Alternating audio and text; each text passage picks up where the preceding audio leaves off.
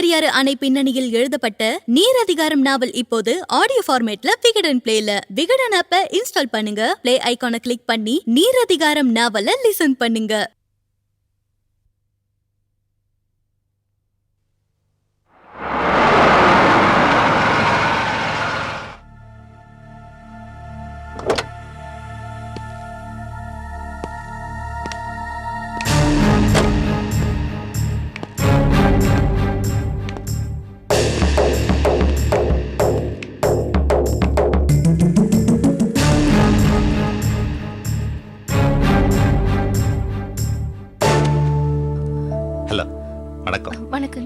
வணக்கம்மா.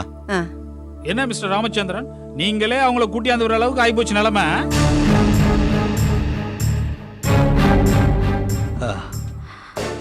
என்ன சொல்றீங்க? ஒண்ணும் இல்ல. கொஞ்ச நாளா நான் ஊருக்குள்ள இல்ல, அதான் நாடு எக்கு தப்பா முன்னேறி போச்சுன்னு சொல்றேன். நான் இங்க திடீர்னு வந்தது உங்க எல்லாருக்கும் ஆச்சரியமா இருக்கும்னு நினைக்கிறேன். ஒண்ணுமில்லைங்க, நான் வேலைக்காக மறுபடியும் ஃபாரின் போலாம்னு இருக்கேன். சரளா இந்த ஊர்ல தான் இருப்பா.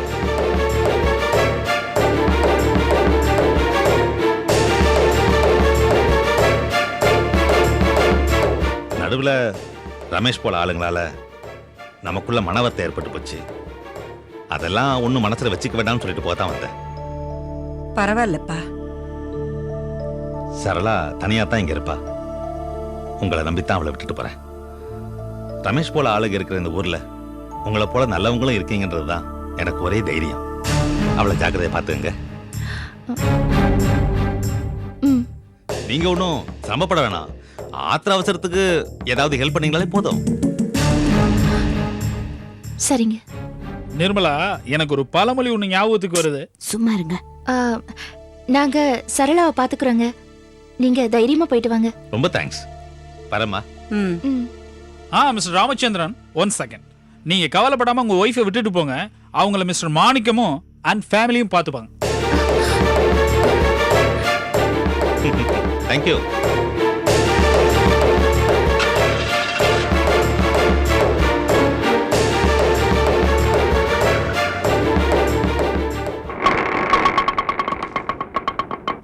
என் கூட சேர்ந்ததுக்கு அப்புறம் நீ ரொம்ப தெளிவாயிட்ட. ஆட்டோ வந்துருச்சு.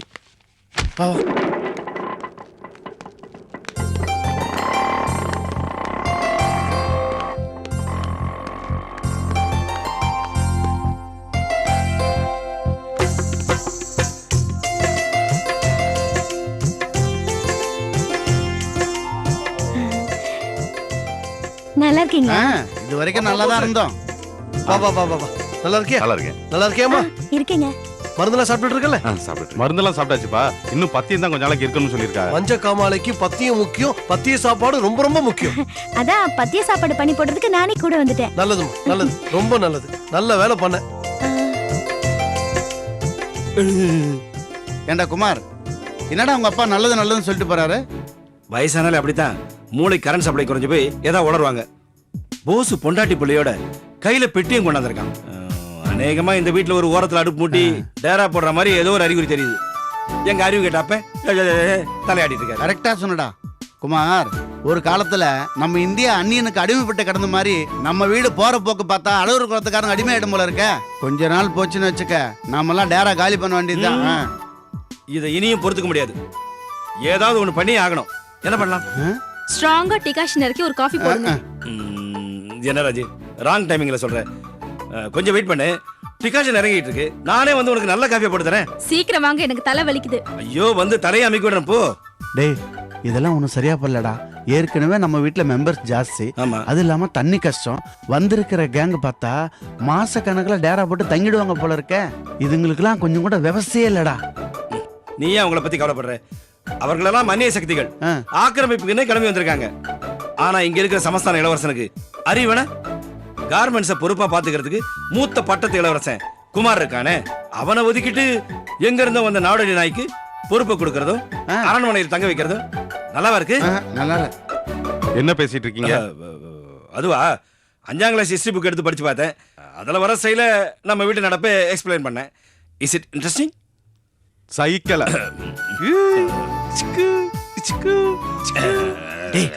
என்னடா கோமாளி மாதிரி பேச்சு பேசுற லூசுத்தனமா? வேணா பாட்டு பாடி எதிர்ப்பு காட்டுவோமா? எப்படி பாட்டு பாட போறீங்க?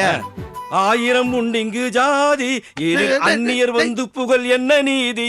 படா பசகட்ட பயல வெட்டித்தரமா பாட்டு போறானா பாட்டு. நானே வயிற்றுல இருக்கேன். உனக்கு தான் அது எப்பவும் இருக்க. நீ தான் பெப்டி கல்சர் பாட்டியாச்சே. ஒருத்தன்.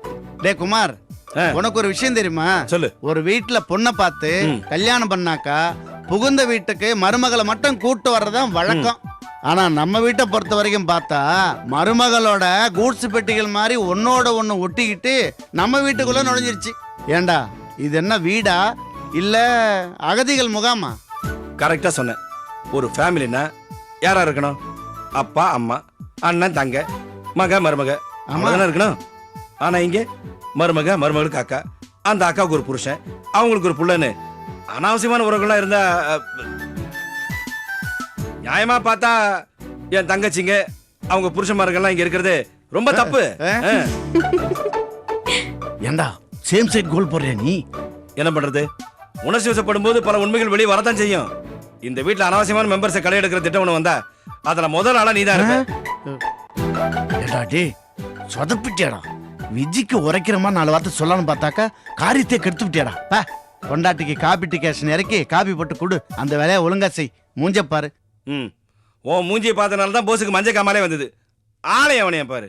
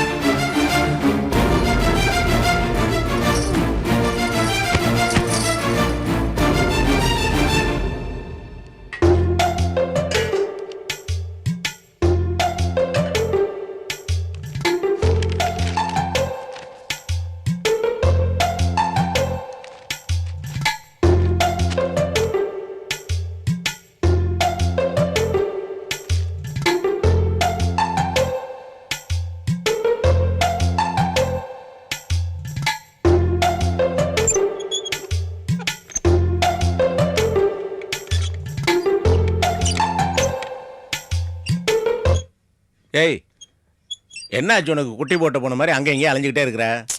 ரொம்ப போர் அடிக்குதுப்பா. போர் அடிக்குதா? பொட்டை குட்டிக்கு எப்படி போர் அடிக்கும்? வீட்டில் அத்தனை வேலை கிடக்குது. அட போங்கப்பா, எல்லா வேலையும் முடிச்சாச்சு. என்ன செய்யறனே தெரியல. பொழுதே போக மாட்டேங்குது. பொழுது போகலையா? அந்த தாய்கிட்ட எடுத்தா கொண்டா. எப்படி ஆடுவோம்? வா, உன் பொழுத நான் போக்கிடுறேன். வா, இப்படி எங்க காயெல்லாம் இது இருக்குப்பா. இங்க இருக்குதா?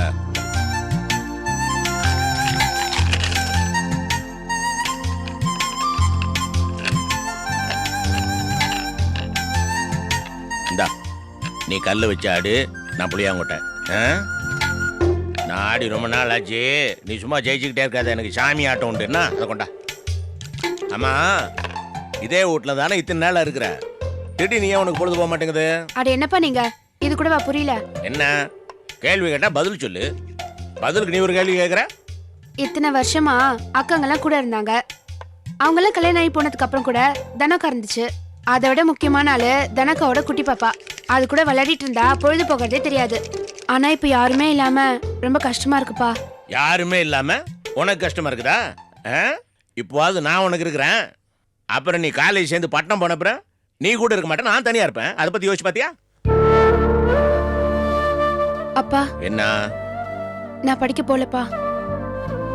உங்க கூடவே இருந்துடுறேன்ப்பா. பைத்தியக்காரி பைத்தியக்காரி. ஆமாப்பா, யாருமே இல்லாம நீங்க மட்டும் எப்படிப்பா தனியா இருப்பீங்க? நான் படிக்க போலப்பா, உங்க கூடவே இருந்துடுறேன். ஏய், இப்படி எல்லாம் பேசக்கூடாது. நான் படிக்க போறேன்னு சொல்லிக்கிட்டு இருந்தேன். இத்தனை நாளா தூக்கம் முடிச்சு படிச்சுக்கிட்டு இருந்தியா?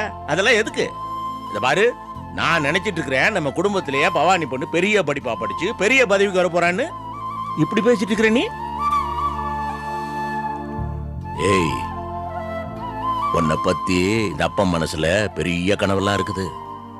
என் பொண்ணு நிறைய படிச்சு இந்த ஊர்லயே எல்லாருக்கும் பெரிய ஆபீசரா வர போறா. நான் ஊர் முழுக்க தம்பட்ட அடிக்க போறேன் பாரு, என் பவானி ஆபீசர், என் பவானி ஆபீசர்னு. அதானே அப்பனுக்கு பெருமை. அதெல்லாம் சரிப்பா, ஆனா நீங்க எப்படிப்பா தனியா? இதெல்லாம் ஒரு சின்ன அசௌரியம் பவானி. நீ இத்தனை நாள் தூக்கத்தை கெடுத்துட்டு படிச்சே, அது எத்தனை பெரிய அசௌரியம். அதெல்லாம் மீறி நீ பாஸ் பண்ணி காலேஜுக்கு எல்லாம் போய் பெரிய பெரிய படிக்க போறேன்னு இல்ல. அந்த வைராக்கியம்ல என்னாச்சு? இந்த மாதிரி எல்லாம் பேசக்கூடாதுமா. என்ன பொறுத்த வரைக்கும் பவானின்னா படிப்பு. புரிஞ்சா? சரிப்பா.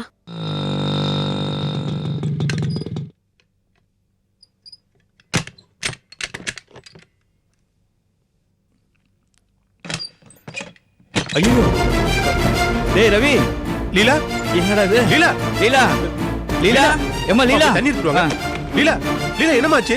லீலா, அப்பா சீக்கிரம் எடுத்துட்டு வாங்க. லீலா, லீலா, இந்தப்பா. லீலா, அம்மா, லீலா, எம்மாடி, லீலா, எந்திரிமா, எந்திரிமா. இந்த தண்ணி குடி. தண்ணி குடிமா. தண்ணி குடிமா.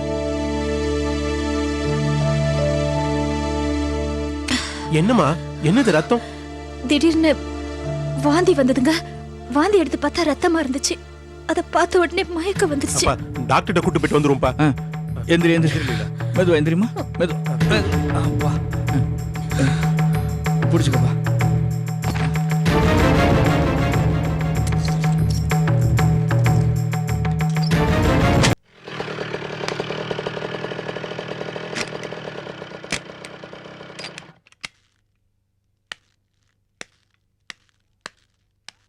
சார், சார், யாருமா வீட்ல? யார் வேணும்? சந்தோஷ் இருக்காரா? உள்ள வாங்க, இப்ப வந்துருவாரு.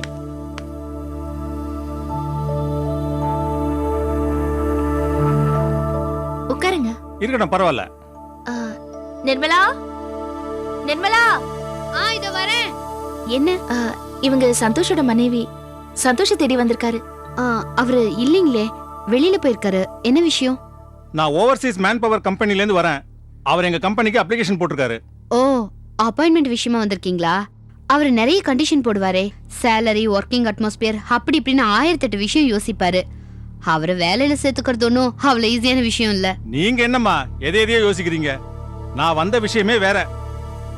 என்ன சார் விஷயம்? இந்த சந்தோஷ்ங்கிறவரோட அப்ளிகேஷனை பார்த்த உடனே எங்க கம்பெனில இவர் முன்னாடி வேலை செஞ்ச கம்பெனிக்கெல்லாம் ஃபோன் பண்ணி கேட்டப்போ இவரை பத்தி வண்டி வண்டியா சொன்னாங்க. அதனால எங்க ஓனரே என்ன பர்சனலா இங்க அனுப்பி வச்சு இவரோட அப்ளிகேஷன் ரிஜெக்ட் ஆயிடுச்சு, இனிமே இவர் கம்பெனி பக்கம் வர வேணாம், அதோட ஃபோன் பண்ணி டார்ச்சர் பண்ண வேணான்னு சொல்லிட்டு வர சொன்னாரு.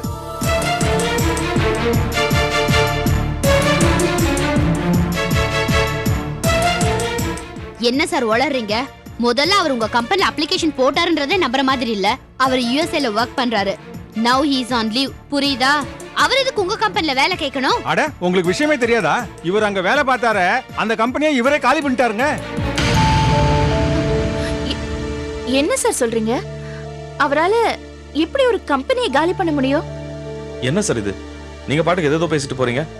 என்ன அர்த்தத்துல இப்படி எல்லாம் பேசுறீங்க? இவரால எப்படி நஷ்டம் வரும்? அவர் அந்த கம்பெனில பொறுப்பான பதவியில இருந்திருக்காரு. அதனால கம்பெனியோட லெவலையும் ஷேரையும் ஒசத்துறேன்னு சொல்லிட்டு சில பைத்தியக்காரத்தனமான டிசிஷன் எல்லாம் எடுத்து கம்பெனிக்கு பெருத்த நஷ்டத்தை உண்டாக்கிட்டாரு. என்ன சார் அப்படி பாக்குறீங்க? அந்த கம்பெனில இருந்து தயவு செய்து வெளியே போன்னு கழுத்தை பிடிச்சி தள்ளிருக்காங்க. வேலை போய் தான் அந்த ஆள் திரும்ப வந்திருக்காரு. அதெல்லாம் அவர் உங்ககிட்ட சொல்லலையா?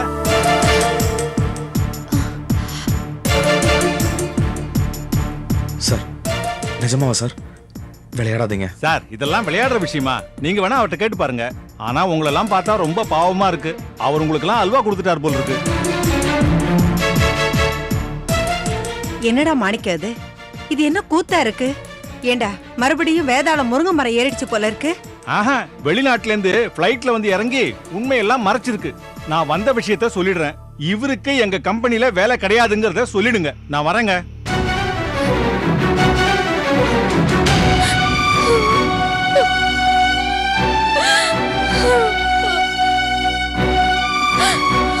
நிர்மலா அழாதம்மா. அழாத நிர்மலா, அழாதம்மா.